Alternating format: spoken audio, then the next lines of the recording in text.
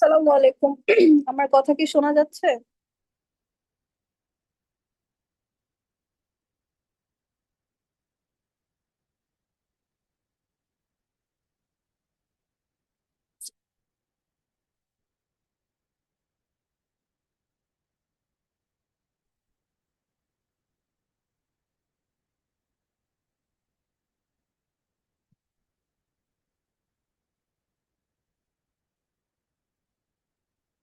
আমার কথা কি শোনা যাচ্ছে?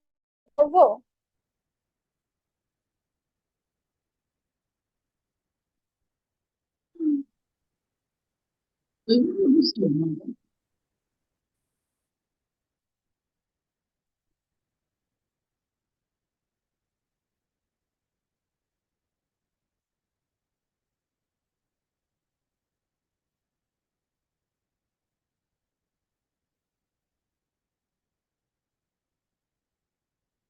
আচ্ছা, শুরু করি তাহলে।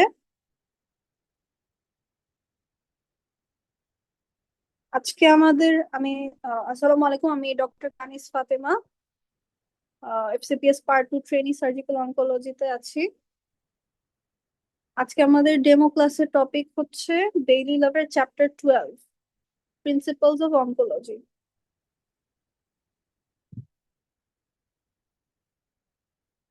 আচ্ছা,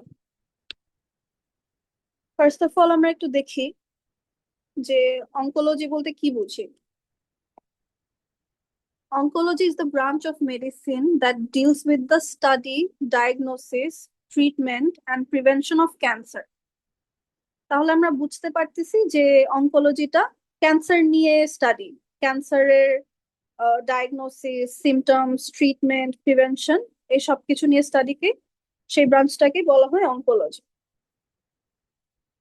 আচ্ছা, ক্যান্সার যে ওয়ার্ডটা, এই ক্যান্সারটা কোত্থেকে এসেছে? ক্যান্সার যে ওয়ার্ডটা, এই ওয়ার্ডটা হচ্ছে হিপোক্রেট থেকে এসেছে। হিপোক্রেটাস হচ্ছে সবার প্রথমে ক্যান্সার ওয়ার্ডটা ইন্ট্রোডিউস করেছে। এটা হচ্ছে একটা গ্রিক ওয়ার্ড। এই গ্রিক ওয়ার্ডটার মিনিং হচ্ছে, সরি,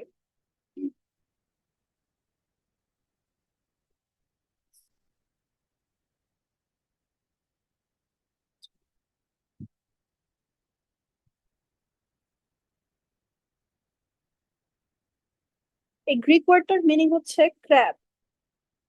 ক্র্যাব কেন? কারণ হচ্ছে ক্র্যাবটা রিপ্রেজেন্ট করে, ক্র্যাবের যে ক্লজ অ্যান্ড লেগস, এই ক্লজ অ্যান্ড লেগসটা রিপ্রেজেন্ট করে ক্যান্সার যেভাবে ফিঙ্গার লাইক প্রজেকশন হিসেবে স্প্রেড করে। মানে আরেক কথায় আমরা বলি যে মেটাস্ট্যাসিস, এই ফিঙ্গার লাইক প্রজেকশনের মতো যে স্প্রেড করা, এইটাকে হিপোক্রেটিস তুলনা করেছে ক্র্যাবের ক্লজ এন্ড লেগস এর সাথে। সো এটা নাম রেখেছে হচ্ছে ক্যান্সার। আচ্ছা, এখন দেখি আমরা যে ক্যান্সারটা কি। ক্যান্সারটা হচ্ছে একটা সেলের ম্যালিগন্যান্ট ট্রান্সফরমেশন, তাই না? এখন কোন কোন ফিচার্স থাকলে আমরা বলবো যে এই সেলটা ক্যান্সারাস বা হচ্ছে ম্যালিগন্যান্ট ট্রান্সফরমেশন হয়েছে?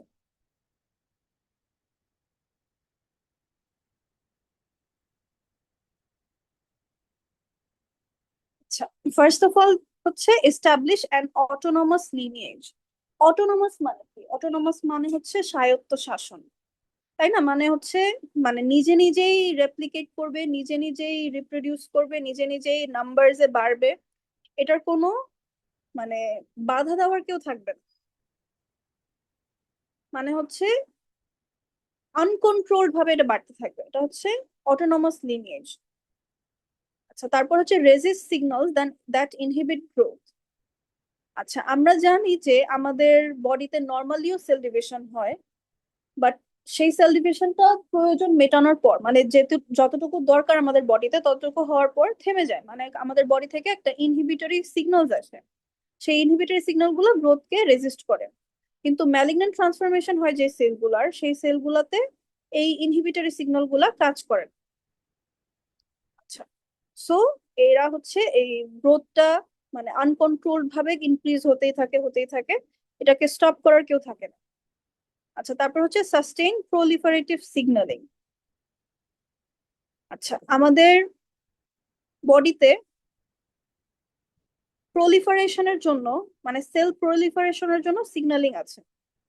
সেই সিগন্যালিংটা মানে যখন প্রলিফারেশন, ওই সেম জিনিস যে যখন প্রলিফারেশন অতিরিক্ত হয়ে যায় তখন সেই সিগন্যালিংটা সেই প্রলিফারেশনকে আটকিয়ে দেয়, মানে এখন থামো, যথেষ্ট হয়েছে, আর দরকার নেই। তো সেই প্রলিফারেটিভ সিগন্যালিংটাকে থামানোর কেউ নেই, সেটা সাস্টেইন হতে থাকে।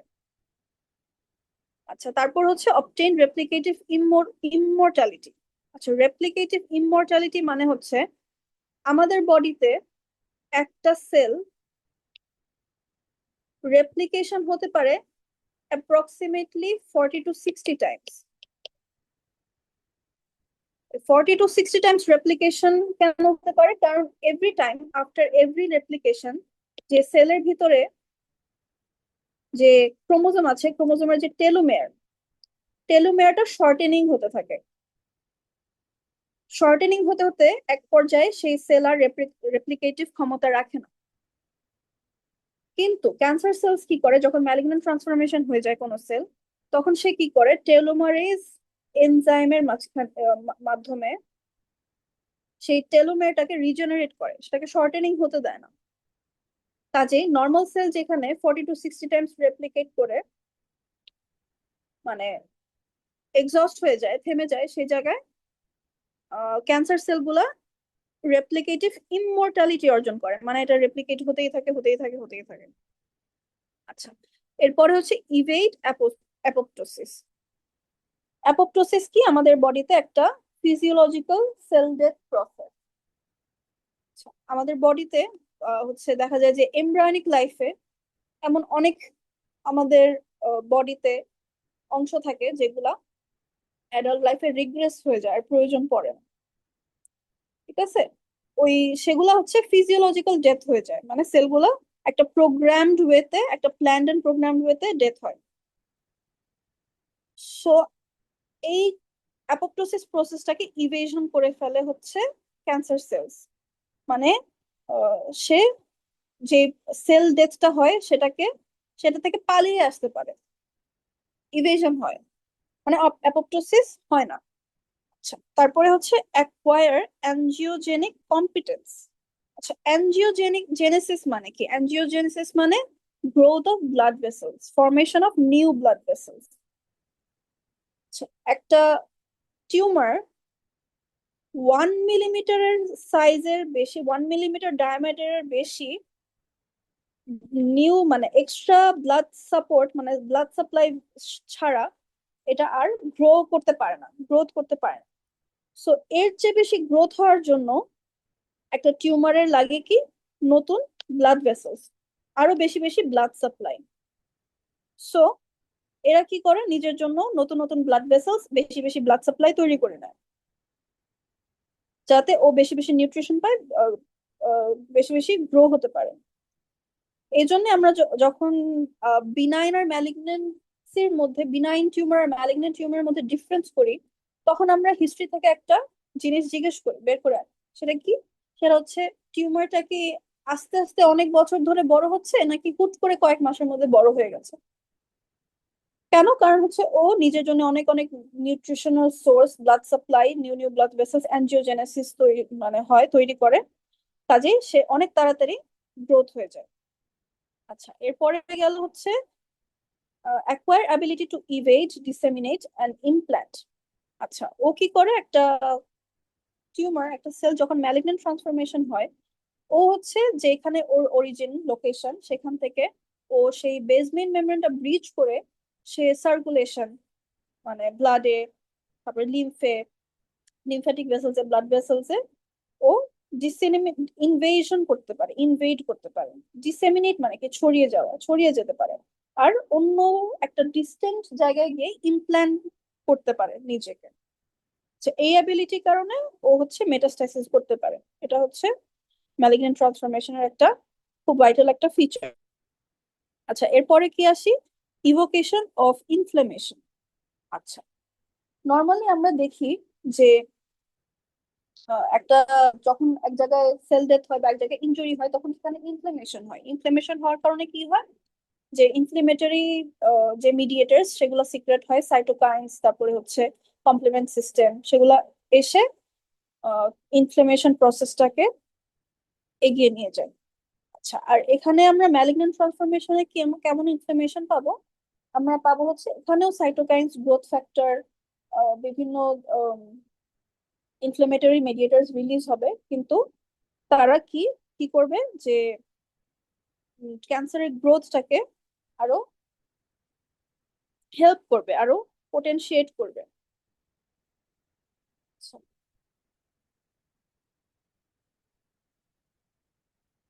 এরপরে আসি হচ্ছে loss of specialist cell function. আমাদের বডিতে বিভিন্ন জায়গায় বিভিন্ন সাইটে টিউমার বা ক্যান্সার হয়ে থাকে, যেমন লিভারে, কিডনিতে রেনাল সেল কার্সিনোমা হয়, লিভার হেপাটোসেলুলার কার্সিনোমা হয়। এখন সেই কার্সিনোমাটাস যে সেলগুলা, লিভারের নর্মাল প্যারেনকাইমা যে সেলগুলা, তাদের একটা ফাংশন আছে। এখন লিভারে যে ক্যান্সার হয়, সেই ক্যান্সার সেলগুলা কিন্তু সেম ফাংশন থাকে না, তার সেই ফাংশনের লস হয়। আচ্ছা, তারপরে কি develop ability to change energy metabolism. আচ্ছা, এটার মানে হচ্ছে নর্মালি আমরা কি জানি যে এনার্জি মেটাবলিজম কিভাবে হয়, যে এরোবিক যে রেসপিরেশন, আমরা অক্সিজেন নেই, অক্সিজেনটা মেটাবলাইজ হয়ে তারপর carbon die oxide, energy, ATP produce করে। তো টিউমার সেলগুলো গ্রোথ হতে থাকলে তখন দেখা যায় যে সেখানে মানে ব্লাড সাপ্লাই ঘাটতি দেখা যায়, এরোবিক রেসপিরেশনের ঘাটতি দেখা যায়, তখন দেখা যায় যে টিউমার গুলা তখন হচ্ছে অ্যানারোবিক রেসপিরেশন করে ল্যাকটেটের মাধ্যমে সে বেঁচে থাকে। হ্যাঁ, আমরা জানি যে অ্যানারোবিক রেসপিরেশনে ল্যাকটেট প্রডিউস হয়। আচ্ছা, এখন কি হয়, develop ability to change energy metabolism. এখন একটা জায়গায় যদি টিউমার যে সেলটা, সেখানে যদি তারা এমন ভাবে মেটাবলিজমটাকে অ্যাডপ্ট করে নেয় যে ওইখানে যদি সাফিসিয়েন্ট পরিমাণ অক্সিজেনও থাকে, তখন সেই অক্সিজেন দিয়ে মানে সেই অক্সিজেনকে অ্যানারোবিক রেসপিরেশনে মানে আহ, অন্য মাধ্যমে ইউজ করে সেটা মানে ল্যাকটেট প্রডিউস করে। সেই ল্যাকটেট সে অন্যান্য সেলের সাথেও শেয়ার করে তারা হচ্ছে মিলেমিশে বেঁচে থাকে। তো এভাবে মানে ক্যান্সার সেলগুলা একে অপরকে হেল্প করে টু মানে ফর গ্রোথ, টু স্প্রেড। হ্যাঁ, তো এগুলাই হচ্ছে ফিচার্স অফ ম্যালিগন্যান্ট ট্রান্সফরমেশন। আচ্ছা, এখন আসি যে প্রোটো অঙ্কোজিন কি, অঙ্কোজিন কি। আচ্ছা, প্রোটো অঙ্কোজিন হচ্ছে আমাদের বডির যে নর্মাল জিন গুলা যারা হচ্ছে সেল প্রলিফারেশনকে প্রমোট করে। হ্যাঁ, যেরকম ব্রাস জিন, এমওয়াইসি জিন, হার2 জিন, হ্যাঁ, আরইটি জিন, এবিএল জিন, এই জিনগুলার মিউটেশনের কারণে হচ্ছে ক্যান্সার হয়। এই জিনগুলো যখন মিউটেশন হয়ে যায় তখন তাদেরকে বলা হয় হচ্ছে অনকোজিনস। আচ্ছা, mutated or over express version of proto-oncogenes are called oncogenes. যেমন হচ্ছে আমরা ফর এক্সাম্পল ধরি এবিএল। হ্যাঁ, যে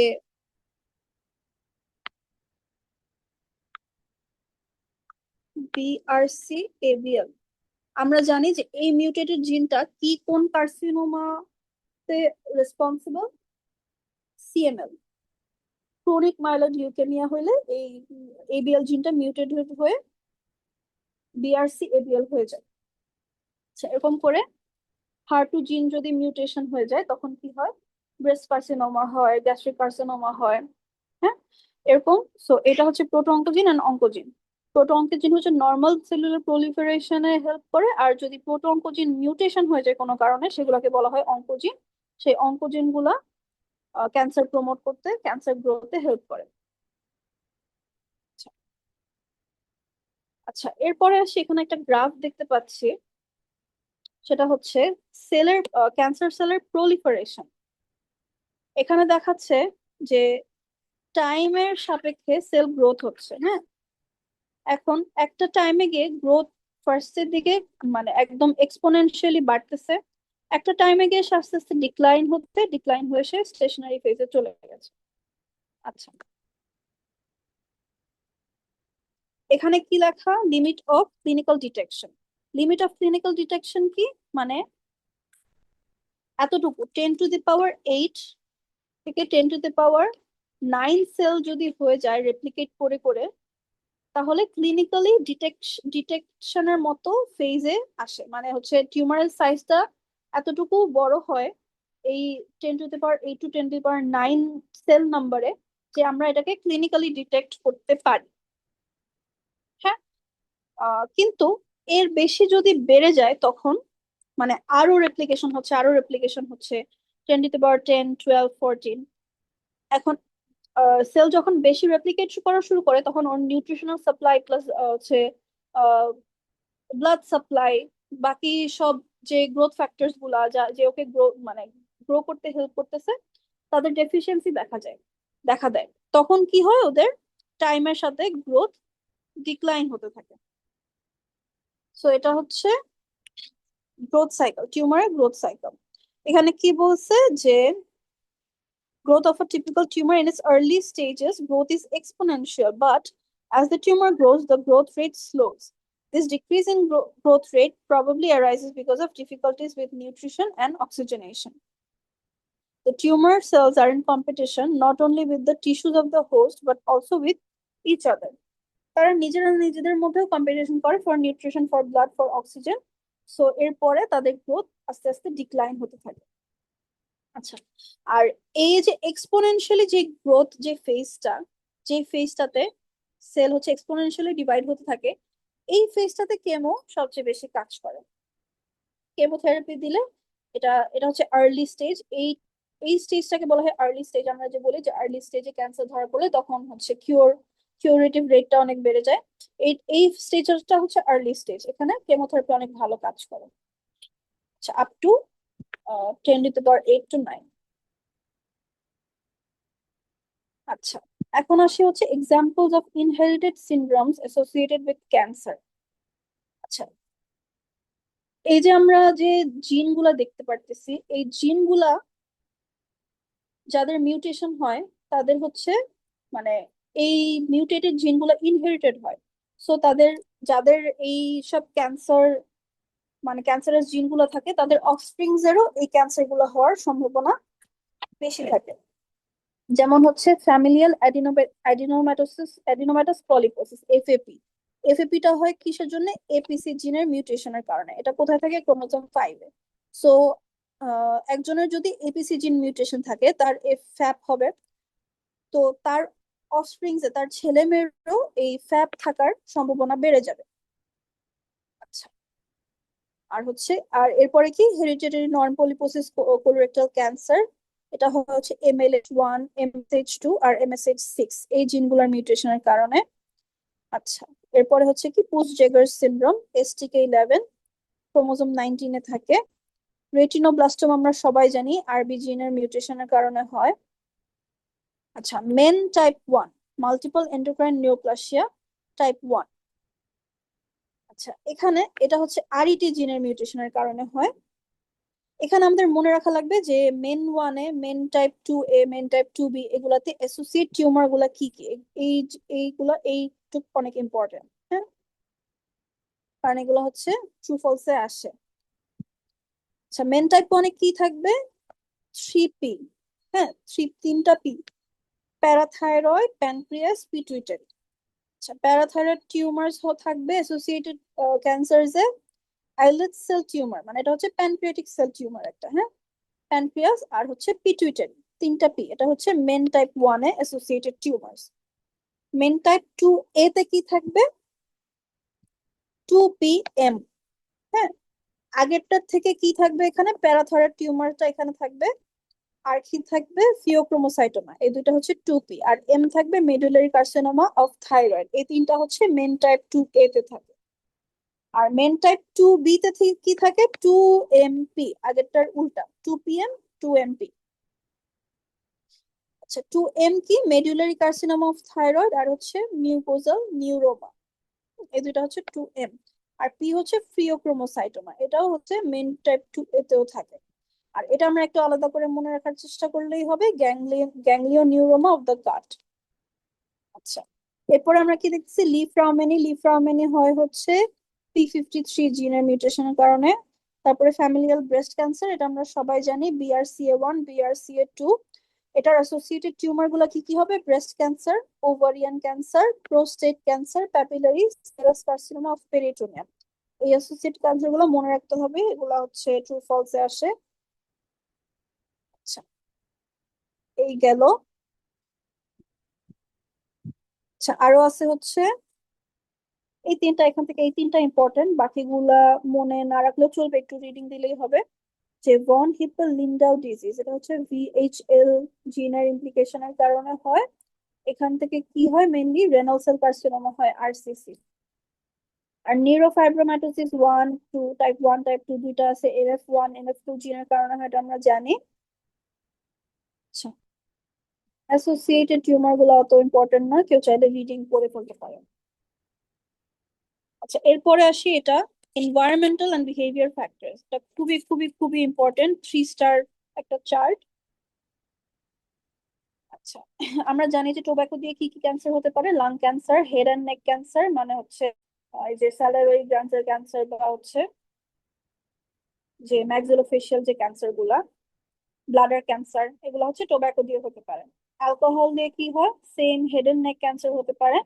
আর হচ্ছে ইসোফেজিয়াল ক্যান্সার, হেপাটোসেলুলার ক্যান্সার, যেহেতু অ্যালকোহল হচ্ছে লিভার লিভার দিয়ে মেটাবোলাইজ হয়, লিভারের যে সেল সেটাকে জিন গুলাকে মিউটেশন করে করে হেপাটোসেলুলার কার্সিনোমা করে।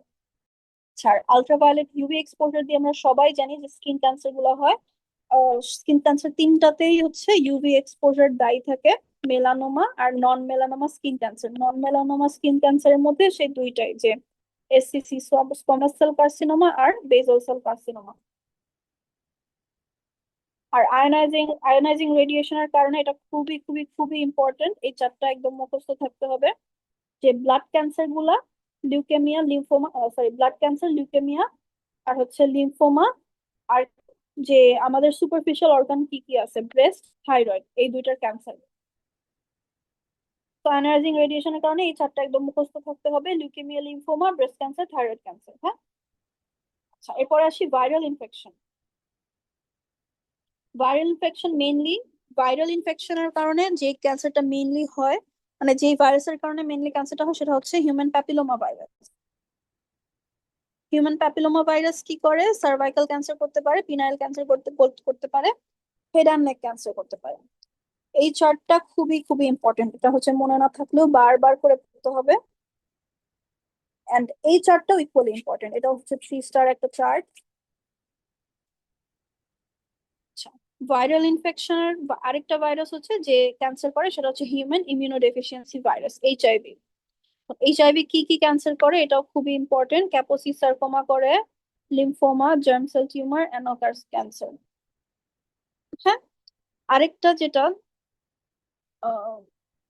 হেপাটোট্রফিক যে ভাইরাসটা, হেপাটাইটিস বি, হেপাটাইটিস সি, দুইটাই ক্যান্সার করে, হেপাটোসেলুলার কার্সিনোমা। আচ্ছা, আদার ইনফেকশনস এর মধ্যে সিস্টোসোমিয়াসিস, এটা হচ্ছে ব্লাডার ক্যান্সার করে, mainly squamous cell carcinoma of the bladder. আর হেলিকোব্যাক্টার পাইলোরি তো স্টমাক কার্সিনোমা করে, এটা আমরা সবাই জানি। আর হচ্ছে ইনহেল পার্টিকলস এর মধ্যে অ্যাজস্টোস করে হচ্ছে মেজোথেলিওমা।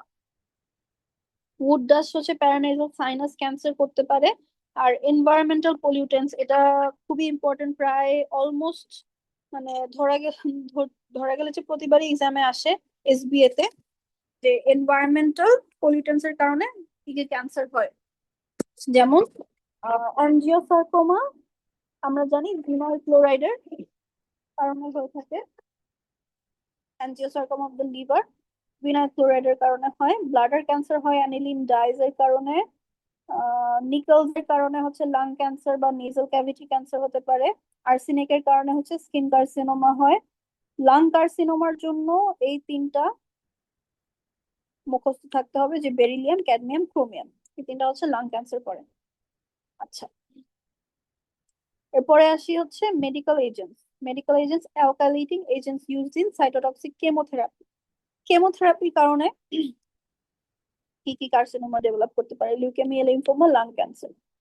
ইমিউনোসাপ্রেসিভ ট্রিটমেন্ট, হ্যাঁ, ইমিউনোসাপ্রেসিভ ট্রিটমেন্ট আমরা কখন দিই? যখন কারো অর্গান ট্রান্সপ্লান্ট হয়, তখন আমরা ইমিউনোসাপ্রেসিভ ট্রিটমেন্ট দিয়ে থাকি। সো এটার কারণে হতে পারে হচ্ছে ক্যাপোসি সার্কোমা। আচ্ছা, ট্যামোক্সিফেন, ট্যামোক্সিফেনের কারণে এন্ডোমেট্রিয়াল কার্সিনোমা হতে পারে। আচ্ছা, ফাঙ্গাল এন্ড প্ল্যান্ট টক্সিন, এটাও খুব ইম্পর্টেন্ট, যে আফলাটক্সিনের কারণে হেপাটোসেলুলার কার্সিনোমা হয়। আর হচ্ছে এগুলা হচ্ছে এনভায়রনমেন্টাল বা হচ্ছে হ্যাবিচুয়াল ফ্যাক্টরস, যেটা হচ্ছে ল্যাক অফ এক্সারসাইজ অথবা ওবেসিটির কারণে কি কি কার্সিনোমা হতে পারে, এটাও খুবই ইম্পর্টেন্ট। এসবিএ তে আসতে পারে বা এমসিকিউ তে আসতে পারে। Breast, endometrium, kidney, colon, oesophagus. হ্যাঁ, বেকো দিয়ে মনে রাখতে পারি, BECKO, বেকো। ঠিক আছে। আচ্ছা, এখন আমরা দেখি ক্রাইটেরিয়া ফর স্ক্রিনিং। আচ্ছা, এটা অত একটা ইম্পর্টেন্ট না, কিন্তু রিডিং দিয়ে রাখা বেটার। তো এটার মানে হচ্ছে আমরা স্ক্রিনিং করি কোন কোন ডিজিজের ক্ষেত্রে। হ্যাঁ। সো আচ্ছা, যে ডিজিজ গুলা রেকগনাইজেবল আর্লি স্টেজে রেকগনাইজেবল হতে পারে সেগুলোর জন্য আমরা স্ক্রিনিং করি, যেমন হচ্ছে সার্ভাইকাল ক্যান্সার, ব্রেস্ট ক্যান্সার। হ্যাঁ, এগুলোর জন্য আমরা